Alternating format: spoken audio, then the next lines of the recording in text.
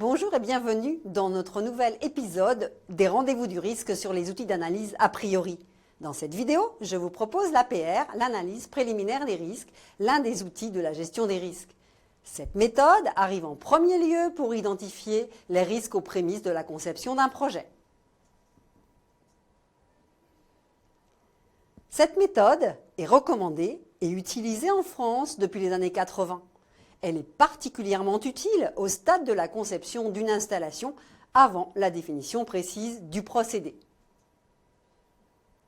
C'est une première analyse de sécurité, une ébauche des futures consignes d'exploitation et de sécurité. Elle permet le choix des équipements les mieux adaptés. C'est une démarche d'analyse des risques dans le cas d'une installation complexe existante.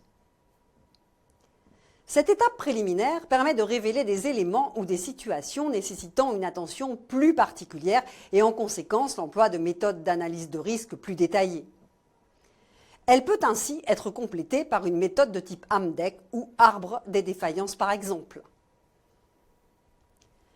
L'analyse préliminaire des risques nécessite dans un premier temps d'identifier les éléments dangereux d'une installation. Ces éléments dangereux désignent le plus souvent des substances ou préparations dangereuses, que ce soit sous forme de matières premières, de produits finis, des équipements dangereux comme des stockages, zones de réception, expédition, des opérations dangereuses associées au procédé. À partir de ces éléments dangereux, l'APR vise à identifier pour un élément dangereux une ou plusieurs situations de danger, puis des propositions d'amélioration. Les domaines d'application sont nombreux et l'APR peut être réalisée sur toute activité industrielle, militaire, financière, sanitaire, environnementale à quelque niveau que ce soit. Elle est conforme à la démarche de management global des risques de la norme ISO 45001. En ce qui concerne le déroulement, le groupe de travail sélectionne le système ou la fonction à étudier sur la base de la description fonctionnelle réalisée. Il prépare un tableau de synthèse adapté. Voici quelques exemples d'items qui peuvent être dans le tableau.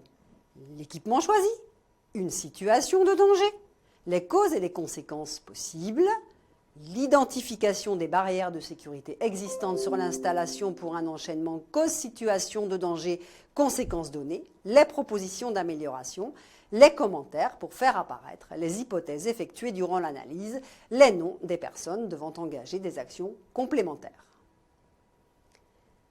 Il est important d'envisager tous les enchaînements, toutes les situations de danger pour le même équipement.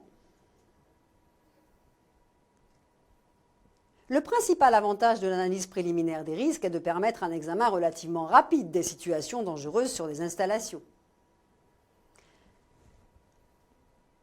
Par rapport aux autres méthodes présentées, elle apparaît comme relativement économique en termes de temps passé et ne nécessite pas un niveau de description du système étudié très détaillé.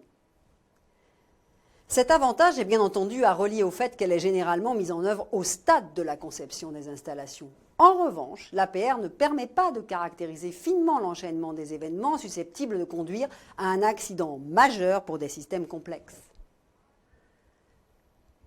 Comme son nom l'indique, il s'agit à la base d'une méthode préliminaire d'analyse qui permet d'identifier des points critiques devant faire l'objet d'études plus détaillées.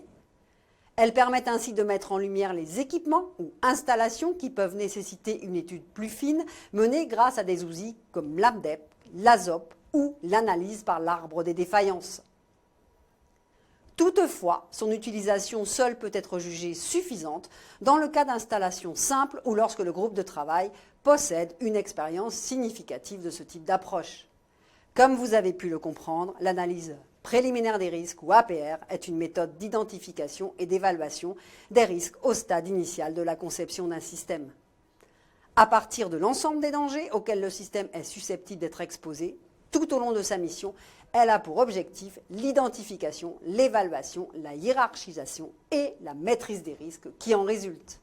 Elle peut aussi être utilisée avec profit pendant toute la durée de vie de ce système. Merci pour votre attention.